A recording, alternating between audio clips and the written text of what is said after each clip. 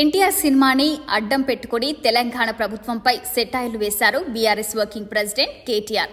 రేవంత్ రెడ్డి ప్రభుత్వానికి కనీసం దేవర cinema pre release event నిర్వహించడం కూడా చేతకాలేదని ఎద్దేవా చేశారు. తమ హయాంలో హైదరాబాద్ నగరంలో ఏ చిన్న కార్యక్రమం జరిగినా ఎలాంటి ఇబ్బందులు లేకుండా చూసేవాళ్లమని అన్నారు కేటీఆర్. హైదరాబాద్ మహానగరాన్ని విశ్వనగరంగా తీర్చిదిద్దే ఉద్దేశంతో తమ ప్రభుత్వ హయాంలో కృషి చేశామన్నారు కేటీఆర్.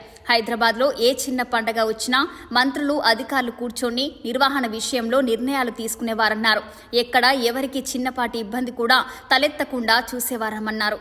ఫార్ములా రేస్, గణేష్ నిమజ్జనం, మొహరం ఊరేగింపు, బోనాల పండుగ అయినా ఎక్కడ ఏ చిన్న ఇబ్బంది లేకుండా చేసిన ఘనత తమ ప్రభుత్వందని అన్నారు. హైదరాబాద్లో ప్రీ రిలీజ్ ఈవెంట్లప్పుడు కూడా ప్రభుత్వం చాలా జాగ్రత్తలు తీసుకునేదని, పోలీసు యంత్రాంగం అప్రమత్తంగా ఉండేదని అన్నారు.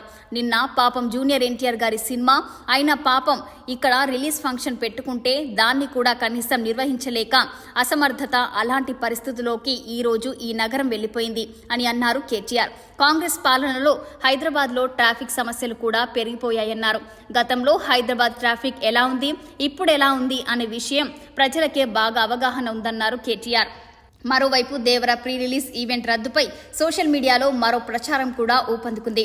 దేవర ప్రీ రిలీజ్ ఈవెంట్ నిర్వహించాలనుకున్న ఆదివారం నాడు మాదాపూర్లోని ఓ హోటల్లో సీఎం రేవంత్ రెడ్డి ఉన్నారని, దేవర ఈవెంట్కు కేటాయించిన పోలీసులు కూడా సీఎం బందోబస్తు కోసం వెళ్లాల్సి వచ్చిందని చెప్తున్నారు. దీంతో పోలీసులు లేక దేవర ప్రీ రిలీజ్ జరిగే హోటల్ వద్ద క్రౌడ్ మేనేజ్మెంట్ సాధ్యం కాలేదంటున్నారు.